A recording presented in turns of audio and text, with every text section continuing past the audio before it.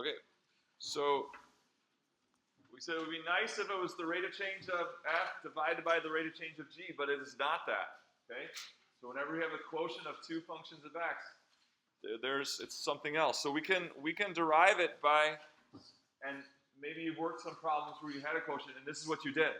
You turned it into a product by taking the g of x to the minus 1, and that's valid, and that's actually a way we can kind of prove this quotient rule. And so then the product rule is what? First times derivative of the second plus second times derivative of the first. That was that rule we derived last time. And here using this is called differential notation of the derivative or the rate of change, d dx, right? Okay, so so there's a little chain rule in there, right? The derivative of gx to the minus 1, you have to do the chain rule. So you get minus 1 gx to the minus 2 times the rate of change of g. So you got a little chain rule there. And then the d dx of f of x is just f prime of x. And then when you do some algebra, you can do just some algebra and exponents. Here, you resolve it back into a fraction. This is what you get. So we'll skip over that algebra, and this is what you get.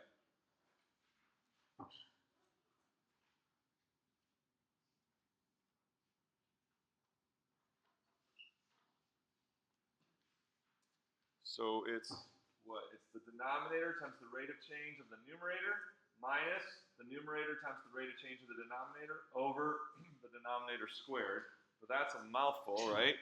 So we kind of have a shortcut for talking about this.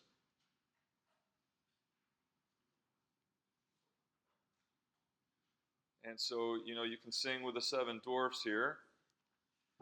If low, say low, that's the denominator function, and high is the numerator function. That would be f, right? So low is g and f is high. Then you can kind of simplify this as low d high minus high d low over low squared. So low d high, meaning the denominator times the derivative of the numerator, minus high d low, which is what? The numerator times the derivative of the denominator, over low squared.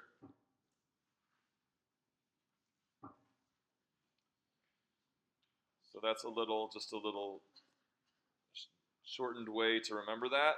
And really, so now the order matters, right? Because it's minus. We said in the product rule, you can switch multiplication, you can switch addition. So the product rule has like 4 different ways you could write it. But the quotient rule only has one way you can write it because you got minus. You got minus up there in the numerator. So you got to have that low d high first. So that's really, if you could just remember the low d high, that's really all you need. You can just remember low d high minus, the rest falls into place because it's going to be minus high d low and then divided by low squared.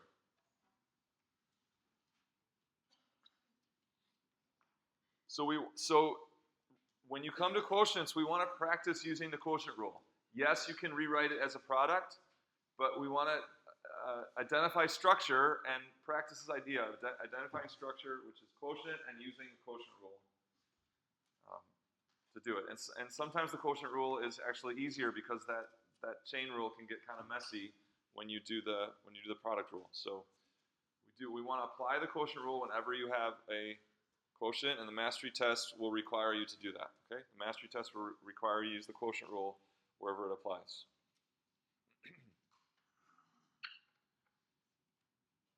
Okay, so here's we said last time that the rate of change of tangent x is secant squared, and so we can use the quotient rule to prove this. So it's a good first little exercise of the quotient rule. We can actually use the quotient rule to show that this is true. So I just told you that. We never said why. But here's a way to use the quotient rule to prove it. And so what you'll need is that tangent, you should remember, is sine over cosine. And then this is the really important identity, the Pythagorean identity, sine squared of an angle plus cosine squared of the same angle equals 1. So can you do it. So from there, so can now you prove that the rate of change of tangent x is secant squared. Hint, you're going to apply the quotient rule to do this. See if you can do it. Go.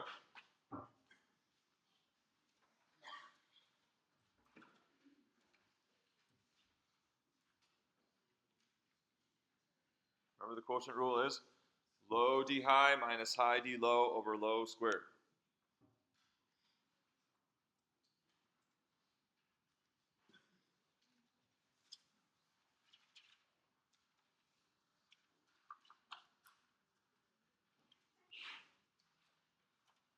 You're also going to have to recall then what these derivatives are.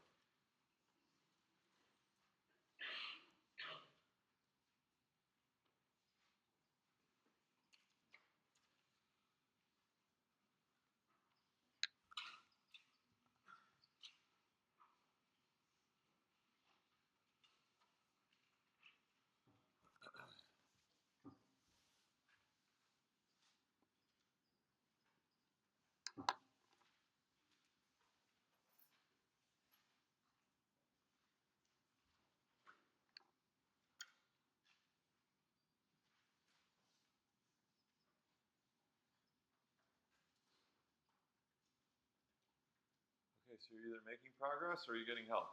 Those are your options. Making progress or getting help.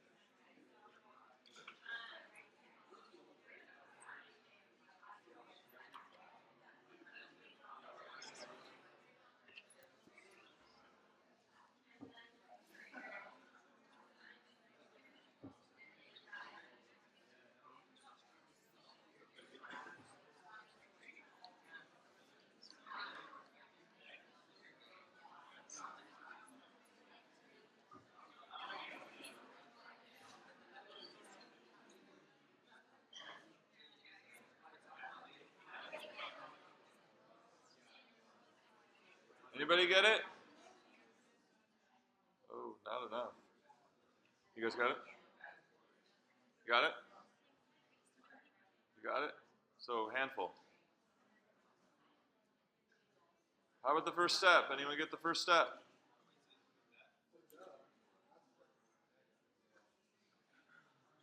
Okay, tell me. In the red back there. Yeah, what was the first step? Low. So low, right? D high, which is derivative of sine. So low D high minus high D low over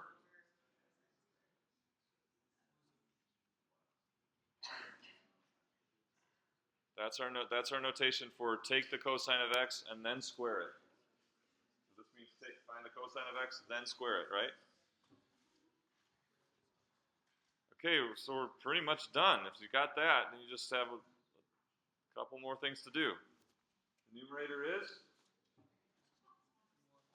cosine squared plus sine squared. What's that? 1. Did you recognize that? Okay.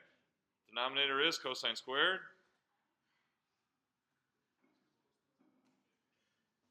What is 1 over cosine? Secant. So 1 over cosine squared? Done.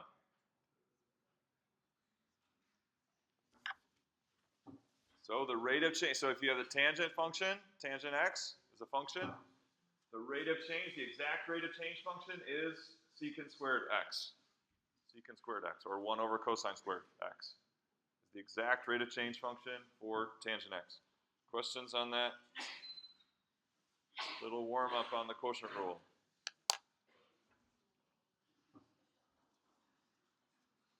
Can I erase it? Are we good? Okay, so now we have all the rules. Okay, we have all the rules, and we just have to start putting them together. So what happens is, we saw last time, is you get complicated functions. We're using many of the rules together.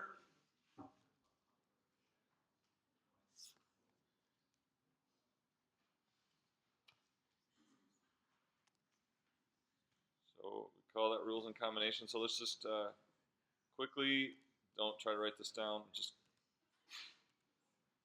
quickly review. The product rule is the rate of change of the first times the rate of change of the second, plus the second times the rate of change of the first. That's product rule. Quotient rule we just did. Low d high minus high d low over low squared. And then remember that the rate of change of the composite function is,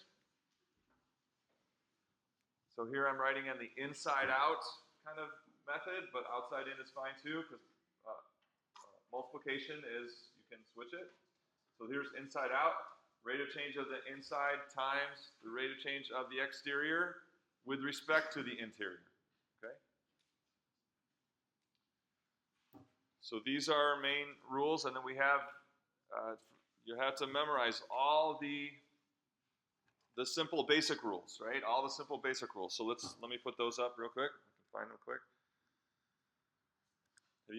Have they given that to you in recitation? Did you guys get those out? Okay, so you have that sheet of all the basic rules, and now we have these rules for these basic rules for functions and combinations. So now we're going to have functions where we're going to have to draw from all of it, and put them together. So here's the first one. If you've got that sheet, go ahead and pull it out. So this is the log base 2 of 4x. Divided by 3 to the square root of x minus cosecant x. Always the first thing is identify structure first. So there's lots going on. So to get started and to understand the structure of the rate of change function, it's going to depend on the structure of the original function. So what is that? So what is that, when you look at that, what is its overall structure, or the big picture of that rule of that function? Is it log? Is it exponential? Is it something trig? What is it? It's a quotient. It's a quotient of two things. Therefore, so let's call this, we can call these whatever we want. Let's call it P and Q.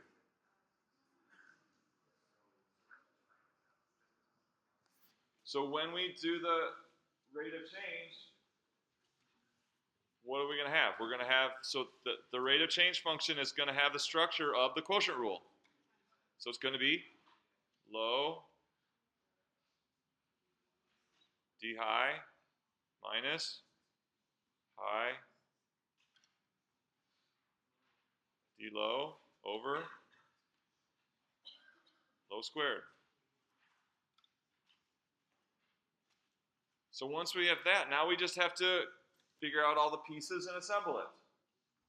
We have to figure out all the pieces and assemble it. So we already know what P and Q are. So all we have left to do is find what the rate of change of P is and the rate of change of Q. Okay, so if P of x is log base 2 of 4x, then write down what its rate of change is. And then if Q of x is 3 to the root x minus cosecant x, write down what its rate of change is. And once you have those two functions, the rate of change of P and the rate of change of Q, you just fill in the blank, you just assemble it according to the quotient rule. So I'll let you finish it from here, okay? So when you do these individual rates of change, other rules may apply, right? Chain rule might apply. Product rule might apply. Any other rules. So you think of those as their own separate problems. Okay, take a couple minutes, go. Okay.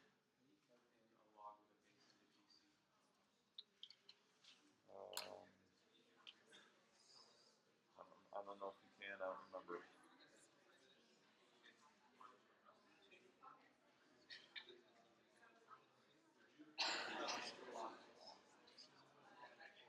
Is it a composite function?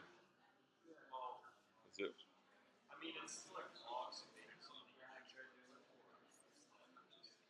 Yeah. It's a really easy composite function, but it is a composite. Yeah. It's composite because it's not x in the log, it's 4x. Yeah. Yeah. Uh-huh.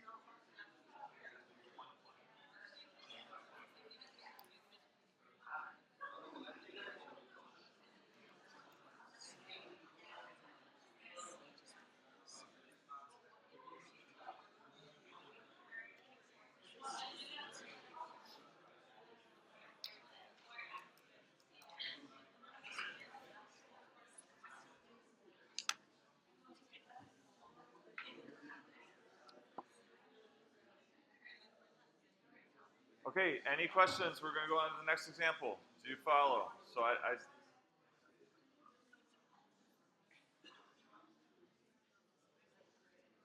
if I were turning this in or as a mastery test, I would write that all out. But I chose, for time's sake, I chose not to write that out. Okay? So you put everything where it goes. Everything where it goes. Any questions on this one? Questions on the individual derivatives of P and Q? Yeah. So both of them are chain rule, right? Log base 2 of 4x, that's chain rule. And then this first term, 3 to the square root of x is chain rule. Last chance, ask. It's just going to get harder. Or not harder, but more tedious, right? So more and more complicated. Last chance. All right, let's go on.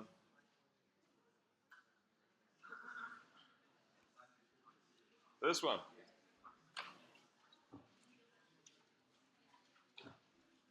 Okay, what do we do first? Identify structure. Identify structure first. So, is this something to a power, like a chain rule? Is it quotient rule? Is it product rule? The big picture of this, the structure of this is? No, not constant multiple. Those are both functions of x. This is a product. So you need to see first, this is a product. So that's going to govern the structure of the rate of change function. So the structure of the function f governs the structure of the rate of change, which is going to be, so here I'm calling them P and W. So our final answer will have the structure of the product rule. First times derivative of the second plus second times derivative of the first. So all that's left to do now is get the derivative of W, that's the second function. This one's W. So we need to get W prime, or the rate of change of W, and then P prime, which includes the 2 to the 9th, right? So that includes the 2 to the 9th.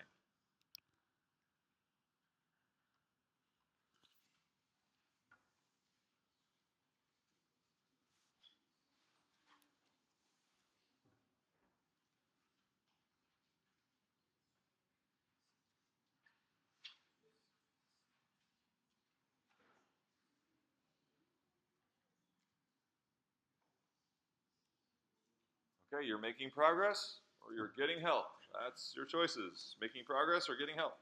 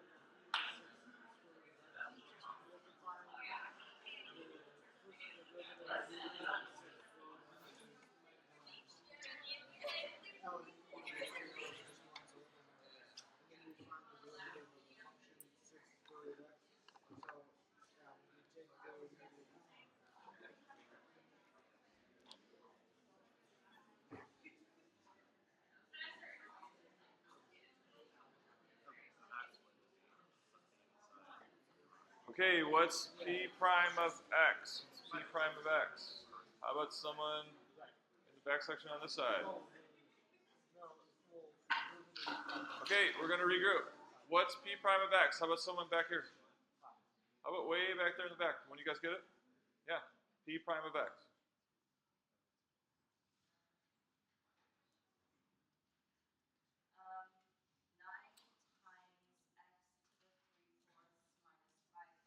Okay.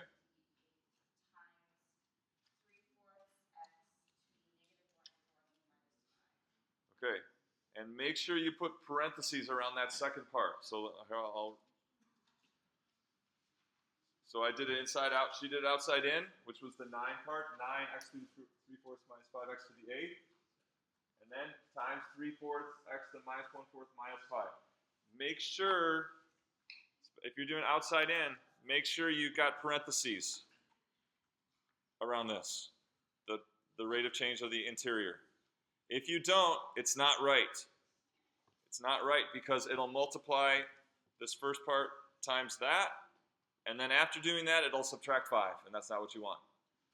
So if you put that into GC without the parentheses, it won't be the right rate of change function. So it's got to have those parentheses around the rate of change of the interior to be right. Okay, how about Q of x? Rate of change of Q of x. Did you get it? Tell me. Uh-huh. Good. E to the 6 squared of x times 6 over 2 squared of x.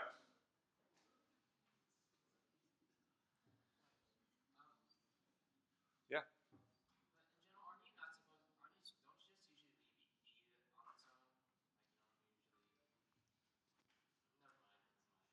Yeah, so yes, the rate of change of e to the something is e to the something. That's what you're saying, right? There that is, right there. But it's not just e to the x, it's e to a function of x, so this is a composite function. So you need the chain rule. You need to then also multiply by the rate of change of the interior. That's this part. But you're right, in general, okay, hold on, you guys whisper. So if you're still working on it, just whisper. In general, you're right. The rate of change of e is just e, and there it is, right there. But we got chain rules, so we need that rate of change of the interior. Was there a hand down here? Okay, and so then we just have to assemble it. We know that the structure of the rate of change is product rule, so then we do it. The first times the rate of change of the second, plus the second times the rate of change of the first.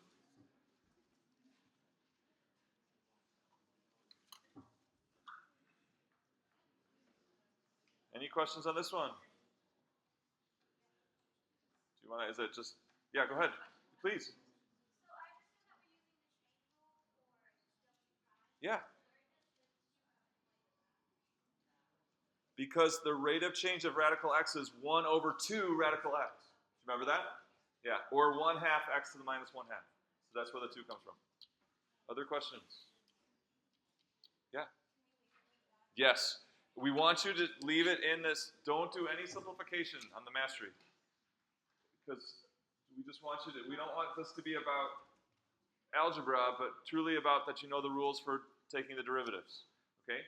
Or finding the rate of change function. So it's going to say, we're going to remind you many times, just write down the answer, the rate of change function, and stop. Don't do any simplification.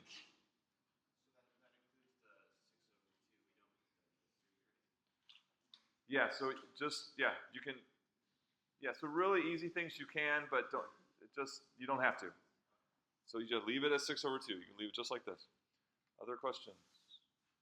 Okay, more.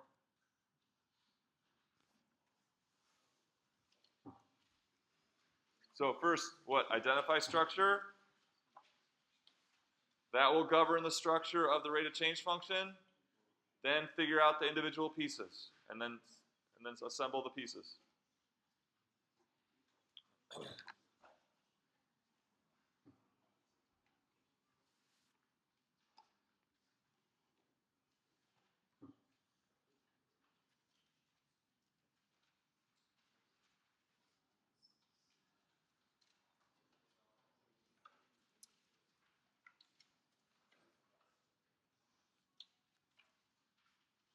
So this is what I'm going to do.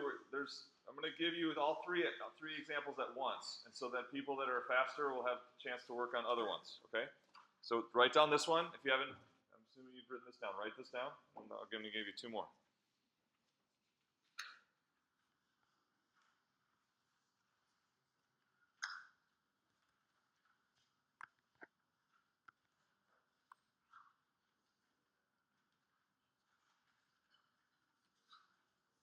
Let's do that one last. So let's work on this one. So this is the second one. So write this one down.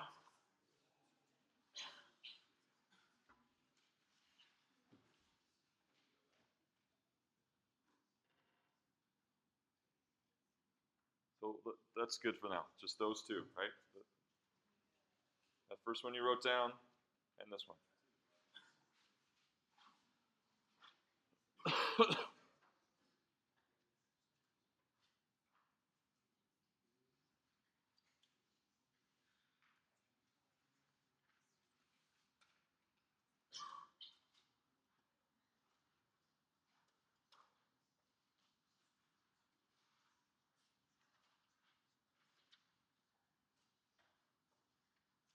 I'm going to go back and put the first one back up on the screen. So you got two to work on.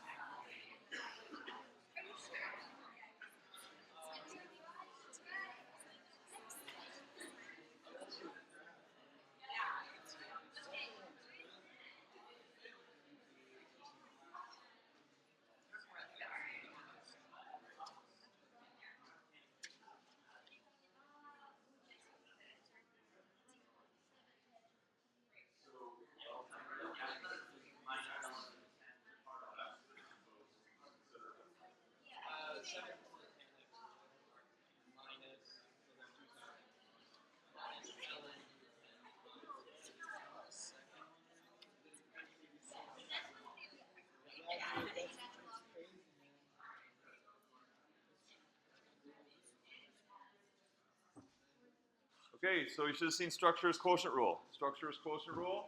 So we've got F and G, we need rate of change of F, rate of change of G. So what's rate of change of F? Cosine of cosine x times minus sine x. F, rate of change of F. Rate of change of G, also chain rule. Again, e to the minus sine 3x times the rate of change of that, which is another chain rule. So this is a chain rule within a chain rule. When you do the rate of change of the interior function, that's a composite function. So there'll be negative 3 cosine 3x.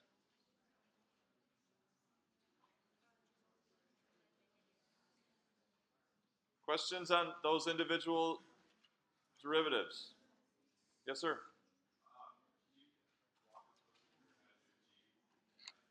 So what's the overall structure of G?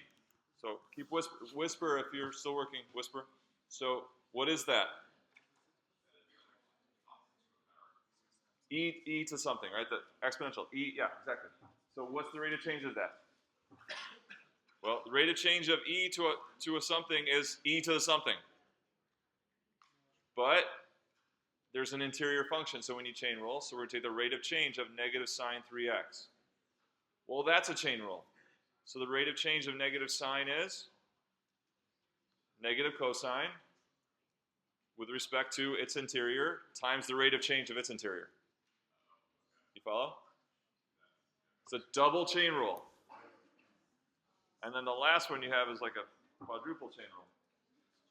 Okay, so then we just assemble the pieces. We got all 4 pieces, F, G, F prime, and G prime. Then we assemble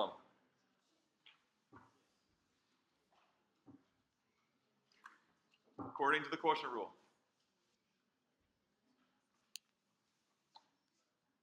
Questions on this one?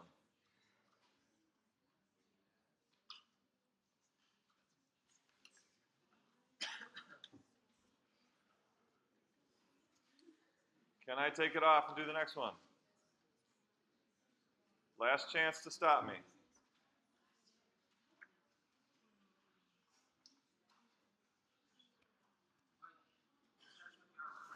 Yeah.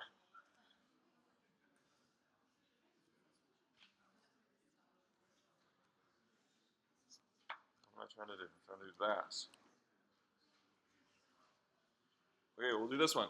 So what is this? This is just extended chain rule. Chain rule within chain rule within chain rule, etc.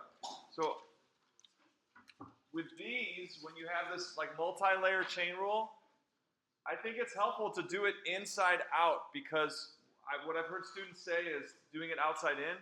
They say, I never know when to stop. I don't know when to stop. I don't know if I should keep going or if I should stop. Well, if you go inside out, it takes care of that because you know when you're going to stop. You're going to stop when you get the rate of change of arc sine. So I think on these multi-layer chain rule, it's really helpful to do inside out. So what's the inside? The inside is this one. So we're going to start with the rate of change of this whole thing in parentheses, which is a sum. I'll go a little bit fast. So first, rate of change of this is 5x to the 4th. Constant multiple, keep the 6. Now, exponential, 7 to the 10x times ln of 7. Now times the rate of change of the interior. Okay, so now notice, what's natural log of 10? No, it's not 1 over 10. It's a number. It's a number. And what about b to the minus 1/4? That's not x. So as far as we're concerned with respect to x, it's just a number. So its rate of change is 0. Okay, so we got the rate of change of the interior times the rate of change of natural log with respect to that. Meaning we're just going to leave this as it is. Rate of change of natural log is 1 over that whole thing.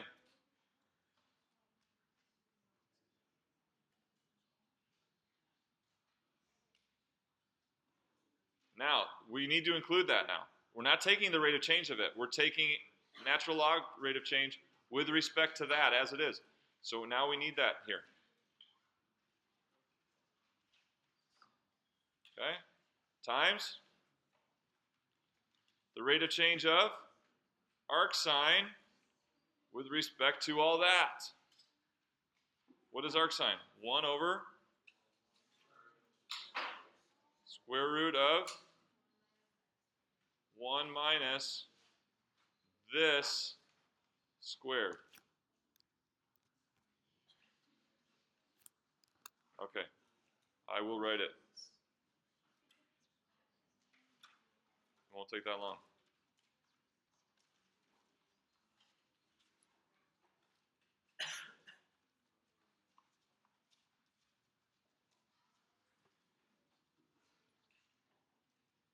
Okay, but it's that thing, what? So there's 3 terms. It's this times this times this. And now we know to stop. Why? Because we just did the rate of change of arc sine. There's nowhere further out to go.